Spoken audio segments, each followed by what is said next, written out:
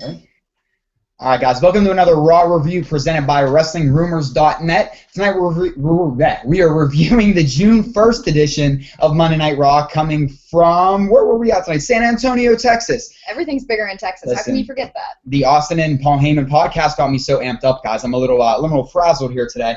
But first, before we get into tonight's Raw, what we wanted to do is address that next week we are going to be live with former WWE referee, longtime referee Jimmy Corderas is going to be live with us right after Raw. We're going to be talking to him about Raw, see what he thought about the show, kind of pick his brain about Elimination Chamber, Money in the Bank a little bit too. I told you guys the whole Austin and Lesnar stuff got me messed up today, but no, we're really excited to have Jimmy Corderas on next week. He's going to be a great guest, and I'm really, really looking forward to it. Sounds like a lot of fun. I hope everybody tunes in for that. All right, so Sam, let's break down Monday Night Raw tonight from San Antonio, Sir Mix-a-Lot Country.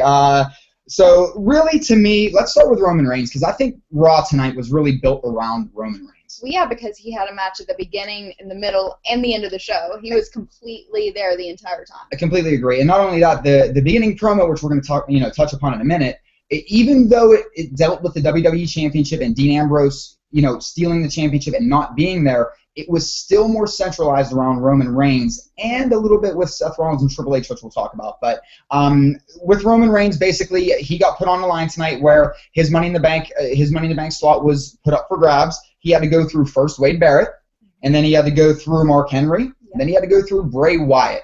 Went through all three of those, so we still see Roman Reigns in the Money in the Bank. I thought Roman Reigns cut a really nice promo. I thought the whole opening segment with him, the Authority, Seth Rollins, I thought it was fantastic. We'll talk about it a little more. What about as far as Roman Reigns go? What kind of night do you think he put on?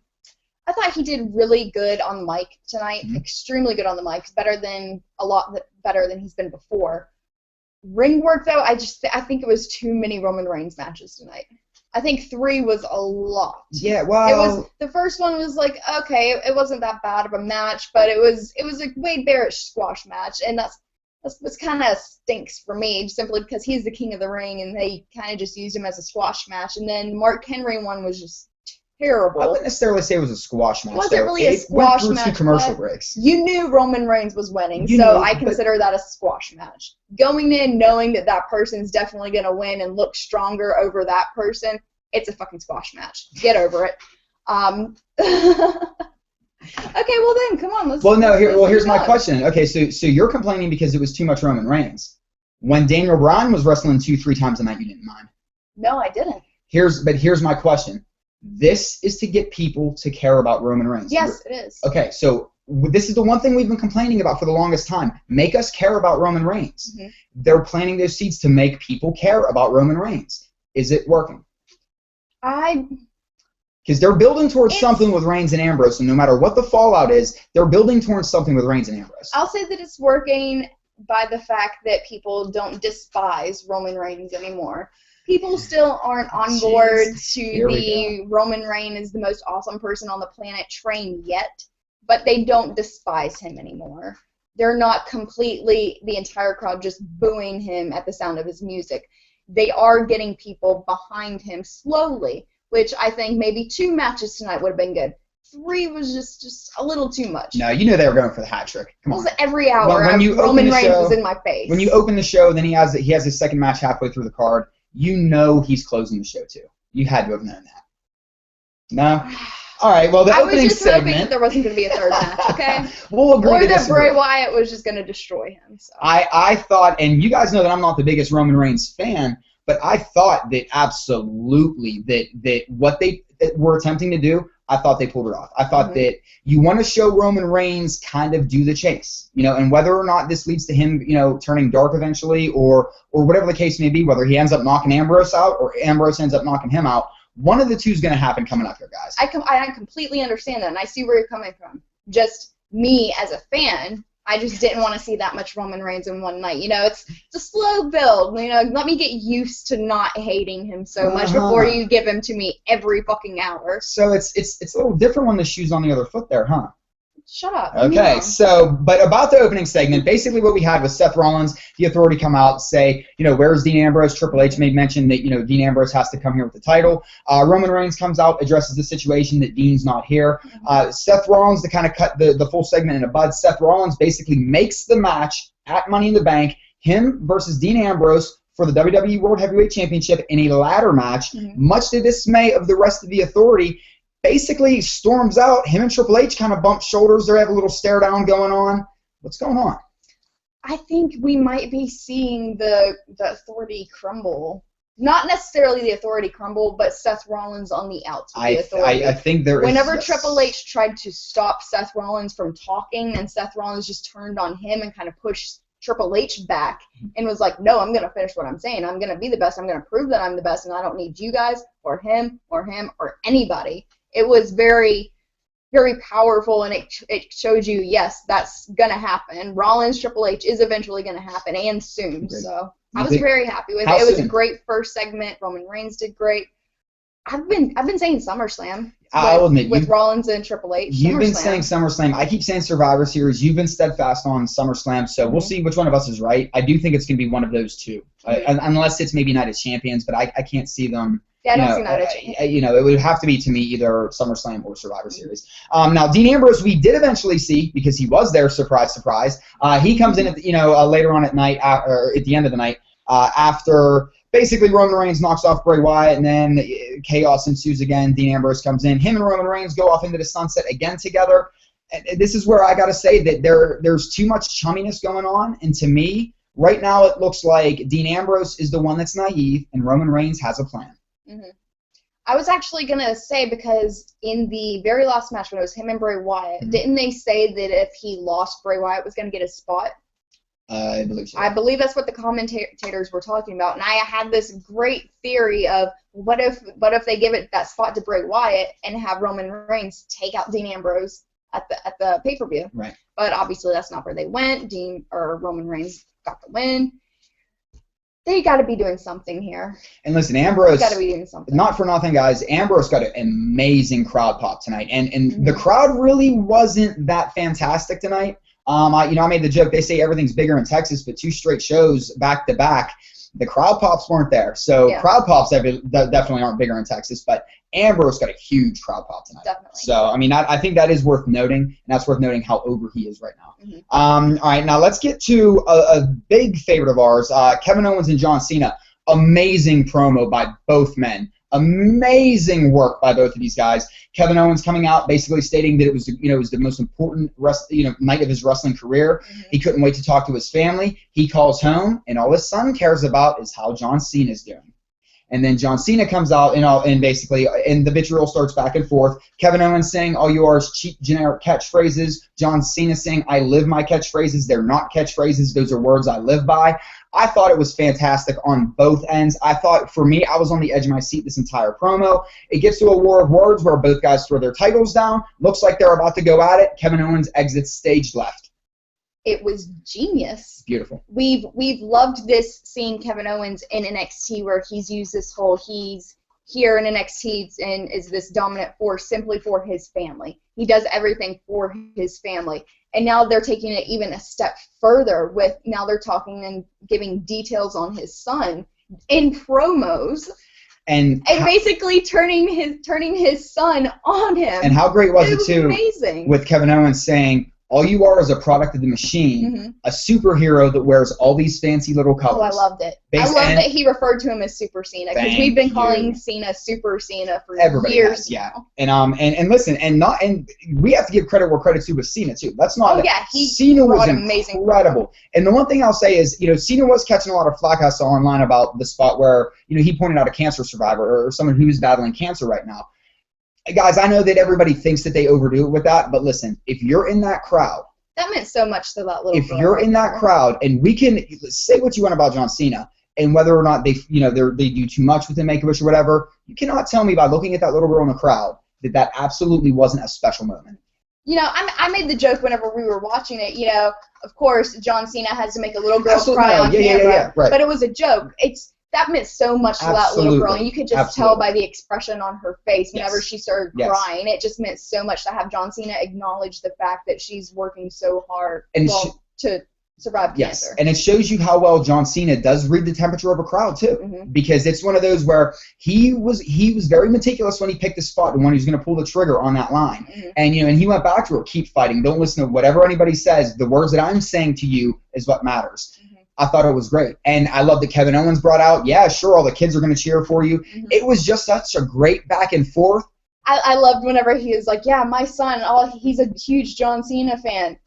He's a kid, people, okay? Just don't judge him. He's a kid. I loved it. I loved it. And I'm going to ask everything a question. About those promos were amazing. And I'm going to make an analogy that I know I'm going to catch a lot of flack for, but this is an analogy I'm going to make. I truly believe that if we want to we'll call John Cena the WWE's Batman. He's only been at his best when he's had a true Joker to go against him. Mm-hmm. One was Edge. One was CM Punk. I was going to say Punk. And now we're looking at it with Kevin Owens. Mm-hmm. When you really think about it, those are Punk and Edge are the only two guys Cena ever made. Mm-hmm. Okay, which I think both were made men beforehand, but that's personal opinion. But when you talk about he made people, there's only been two because they were the Joker to his Batman. Mm-hmm. And that's what you need with John Cena. Somebody that can go out there, not only work the mic against him, but work in the ring with him. And there's only been two guys, in my opinion, that have been able to do that. Edge and CM Punk. Orton, I mean, as many matches as Orton's had with him, you've never seen that. Kevin Owens right now and Cena have something special going on. Definitely. It's the most exciting thing that they have going on the roster right now. Absolutely. And it blows the championship feud out of the water. Out of the water. And we're going to see on SmackDown they announced that Kevin Owens is actually having an NXT Open Invitational on SmackDown, so that's something to look forward to this Thursday night. What do you think about the theories of them possibly giving the NXT title to John Cena?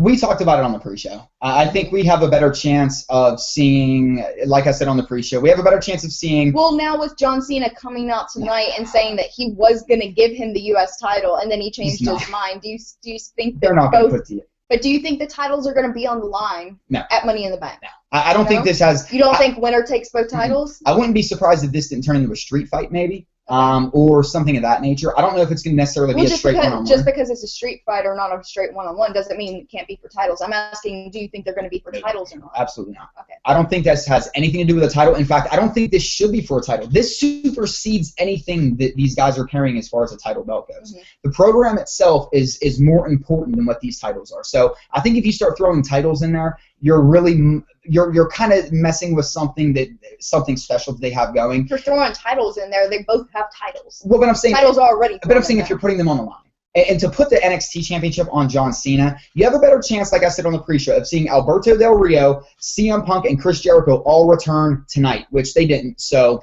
Well, if you want little kids to buy the network, what better way than put John Cena on NXT? Be like, oh look, John Cena's NXT champion. Get the network so you can see it.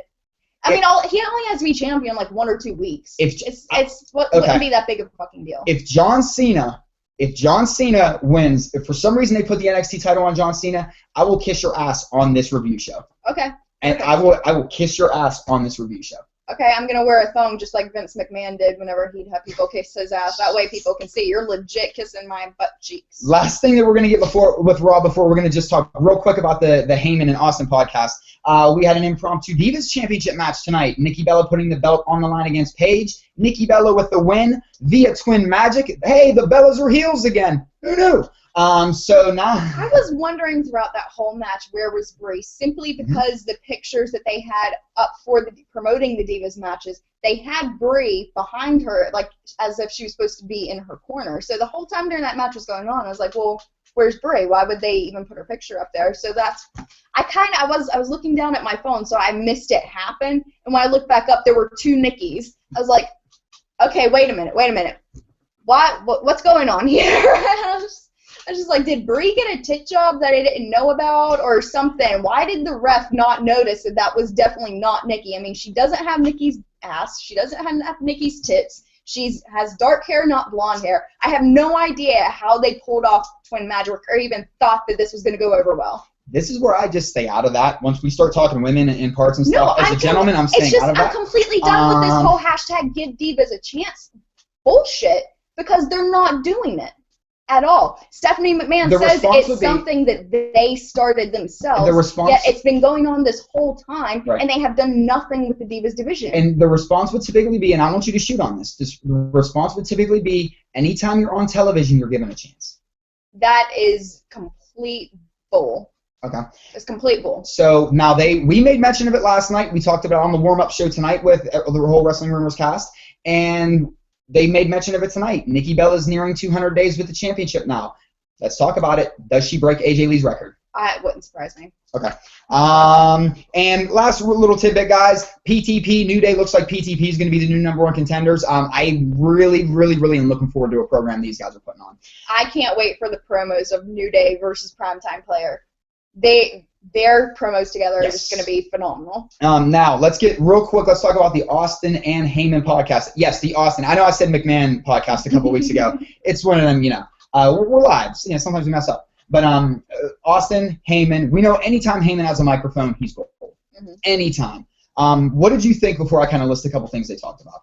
I thought it was really cool. I love the story that Paul Heyman started telling at the beginning of the podcast about the picture that he took of Andre the Giant and Vince McMahon Sr. and how basically he got paid for it, but they were like gracing him like $50, like here you go, like just like how you would tip somebody just so no one would notice. It was Howard Finkel. And he was laughing about he was like, I'd get paid by this person and this person and this person. But Vince would never do it himself. He was like, the man would never do it himself. Guys, he'd always make somebody else do it. There were just so many great stories. We knew, and listen, everybody knows, it's no secret, I'm a huge Chris Jericho fan, but nothing compares to the Austin podcast. If you want to hear Dusty, or if you want to hear Paul Heyman do a fantastic and spot-on Dusty Rhodes impersonation, you got it there. If you want to hear him talk about Brock Lesnar and some interesting things about Brock Lesnar's life, it's there. If you want to hear him talk a little bit about CM Punk, which I love the analogy. I'm not doing this because I'm a Punk fan. I'm doing this because I'm a Morris Day and the Time fan. He referred to himself and Punk as Morris Day and Jerome, which I love. Sorry. Maybe it's a Jan Silent Bob and me too. He talked a lot about being Jewish in this podcast. It was funny. That's why I love his Jewish humor. History by Paul Heyman will be something I would pay to see. So WWE or Paul Heyman, whoever, make it happen because I will pay to watch that. I love history, and if it's history told by Paul Heyman, I'm definitely down. They talked about, the one thing I really enjoyed, they talked about the art of a promo. What bullet points to hit, where's the money, the content, the delivery, different things like that. When they were talking about that, the art of a promo for me, that captivated me for a while. Great stories about his history, how he got into business. Great road stories. The road stories were amazing. There's a great Rick Rude road story. There's a great story involving Heyman, the Steiners, the Wild Samoans, and Sting. I thought that was very interesting and nice. And then the bottom kind of fell out. When I say the bottom fell out, I mean maybe that's the bottom line because Stone Cold said so. Heyman probably should have cut it off whenever Stone Cold was like, okay, we should wrap it up, and then Heyman was like, well, let me ask you some questions, and it just went all downhill from there. Long story short, guys, tables got flipped. Heyman asked a couple questions, pitched the idea. So, Lesnar, Austin, WrestleMania 32, let's talk about it. Austin said, I got 3 words for you.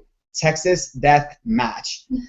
Guys, I've ever seen a trail of seeds starting to be planted, and who knows where this could go. Maybe they're just, jerking our leg a little bit. Maybe they're taking us one way or the other. I'm very interested to see, because if you missed the podcast, do yourself a favor and go back and watch it. The entire thing is absolutely phenomenal. The last 5 minutes, when Austin goes in rattlesnake mode, and let's face it, it was awesome. Austin was in character. He basically went straight into character. Yeah, that was obvious. And it was, if there's any Austin fans out there and you just need a little Austin fix, trust me, it's well worth the time. And hell, the network's free this month again anyway for the 3rd straight time in quarter number 2. It's free to sign up and watch it, so watch it. We knew Heyman was going to be a great interview because Heyman is fantastic. Even Jericho's podcast, it was Heyman and Edge maybe last year sometime. So phenomenal. It's another one I would recommend you guys go back and check out if you haven't listened to it yet.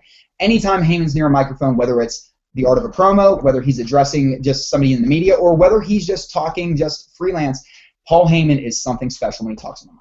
And when he talks like Dusty Rhodes, it's just something you have to go and listen to it when he talks like Dusty Rhodes. When he talks like Dusty Rhodes, baby, there ain't nothing like when he's talking like Dusty Rhodes. I'll tell you that right now. So Samantha, out of Charlotte, North Carolina, what do you think about Raw tonight? I thought it was okay. Spot of the night for you on Raw. Spot of the night was the John Cena versus Owens promos. I think so too. Yeah, absolutely. I mean, it was lights out with them guys tonight. Lights out. Again, it's the most exciting thing going on. I mean, I enjoyed the Sonic commercials that they were doing backstage with the whole the Mega Powers thing. Refused to do the handshake. It got up to it was 57 takes or something. There goes that. The New Day was funny. Big Show was just being Big Show. Okay, so it's the letter grade the pay-per-view, or letter grade Raw tonight. B. I'll give it a C+. I really wasn't that thrilled with Raw tonight. I think they needed to do what they needed to do with Roman Reigns, with Ambrose, with Rollins. They planted a lot of seeds. I just felt like there was a lot of dull spots tonight. The matches really weren't good. They had really hard-hitting promos tonight. Yeah. The matches and physicality of itself wasn't that great, but all the promo and mic works were amazing. Now, flip side, real quick, let her grade the Austin Heyman podcast. Oh, A+. A++++++++. Yeah. If you can get higher than an A+, then I'll give them that. Right. But it was great. All right, guys, remember, please, next week we are going to be live with Jimmy Corderas, former WWE referee. It's going to be a huge honor having him on the show next week. It's going to be fun to pick his brain about Money in the Bank, about Raw, as well. Sam, any famous last words before we sign off? No, just hope everyone tunes in next week for that, because it sounds like it's going to be a great time. Guys, please make sure you're subscribing to this YouTube channel. Check us out on WrestlingRumors.net. Make sure you follow her at LadyNexus13. I'm at AdamDaily13. We will see you next week.